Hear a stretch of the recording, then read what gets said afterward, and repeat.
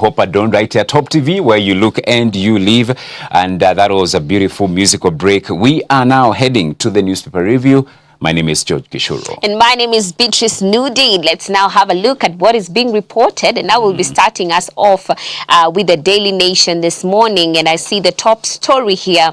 Storm over hiring of 10,000 police officers. So this is a feud where a power struggle between police boss Douglas Kanja and the National Police Service Commission could derail an upcoming recruitment drive, with the commission now split in two factions, writing to the IG to reclaim human resource functions, including hiring, promotions, and transfers.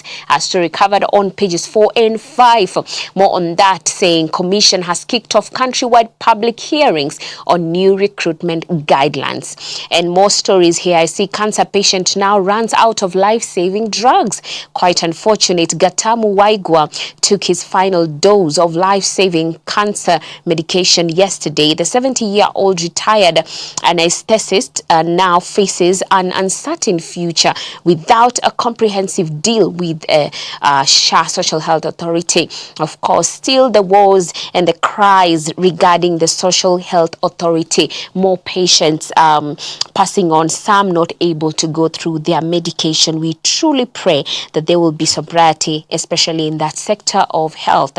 Court bars import of duty-free white rice. I see the government's plan to import 500,000 tons of white rice has been suspended by the High Court following a petition by the Farmers Party, which claims the move will hurt local farmers. This is a story covered on page 14 of the Daily Nation. More stories I see here. 8 billion shillings claims for civil servants, tutors probed.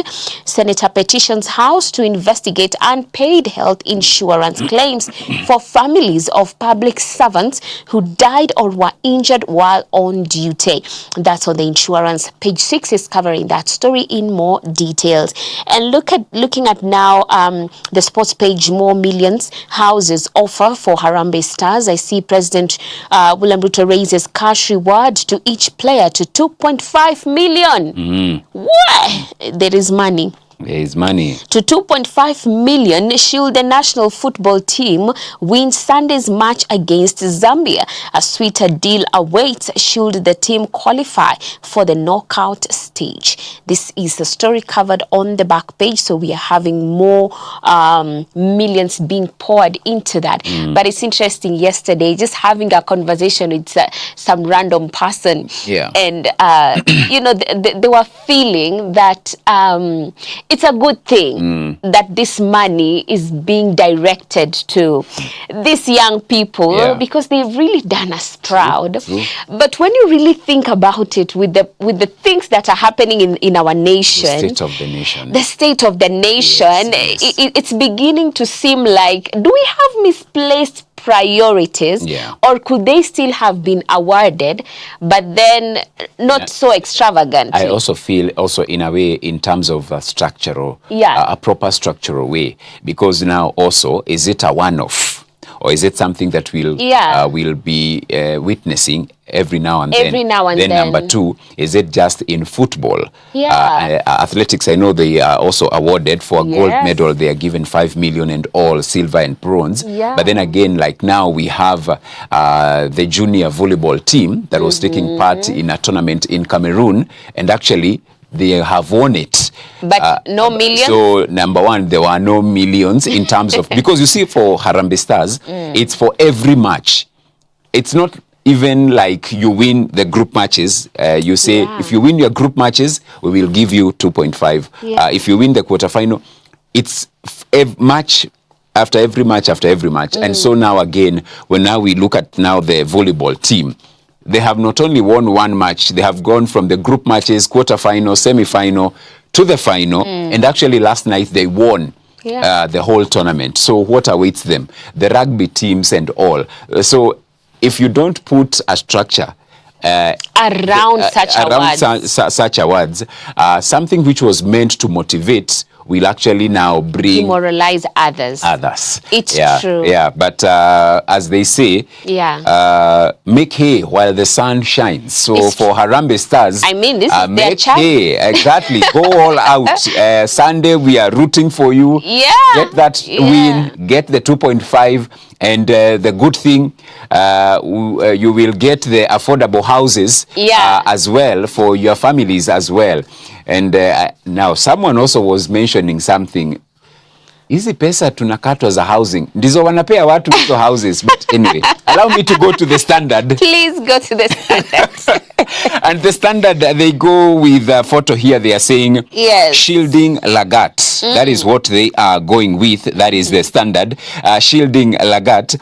Truth buried, they say.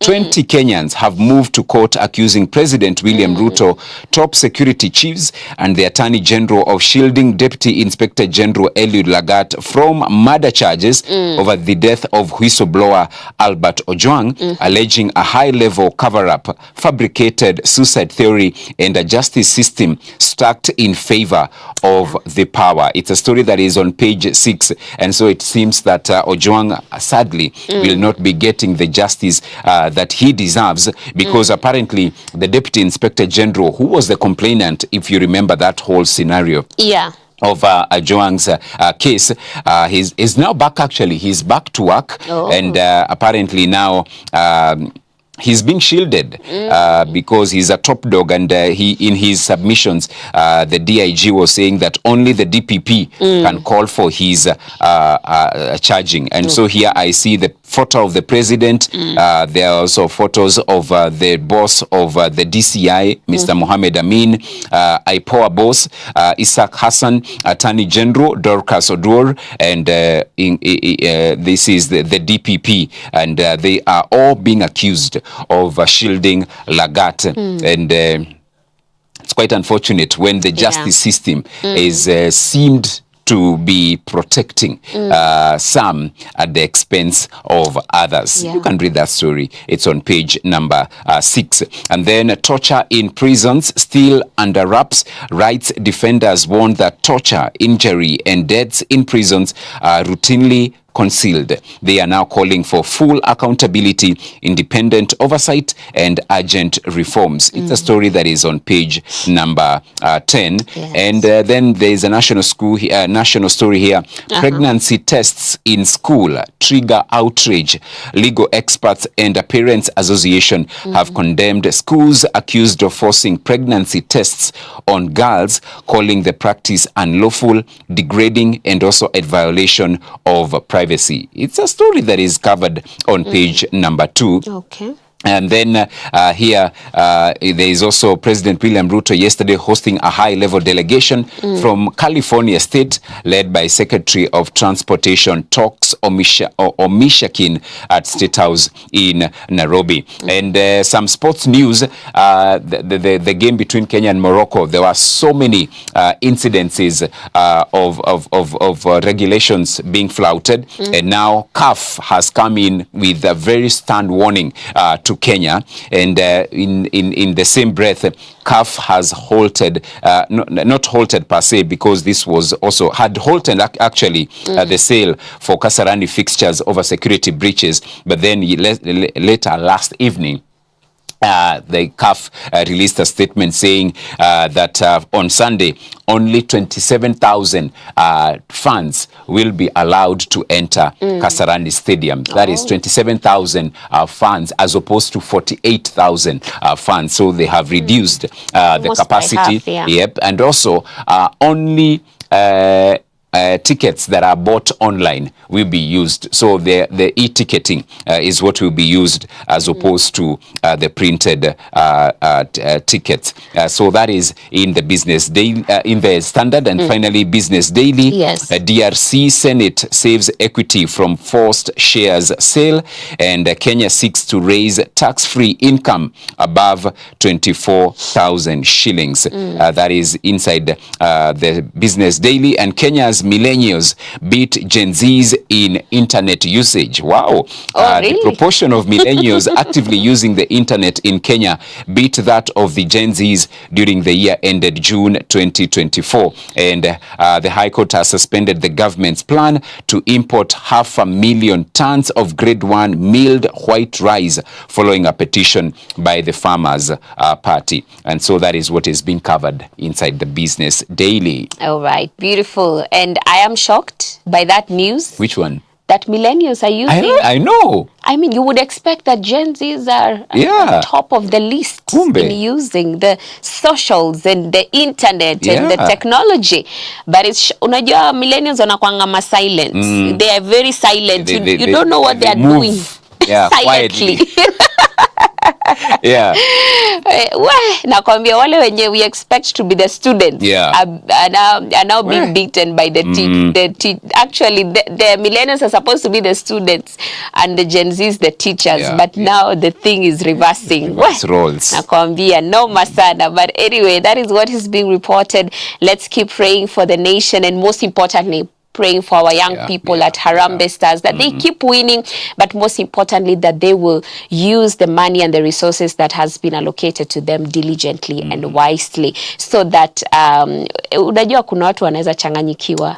Some amount of money people can they're very young people. And then you're getting a lump sum of $1 million after every win. I mean, and now it has been 2.5. That tells you they need a lot of wisdom and financial advisors. Mungu awasaidie haki, so that this money is beneficial and not disastrous for them. So we keep praying for them. And also, let's now have a look at the video of the day so that we can hear what the music is telling us.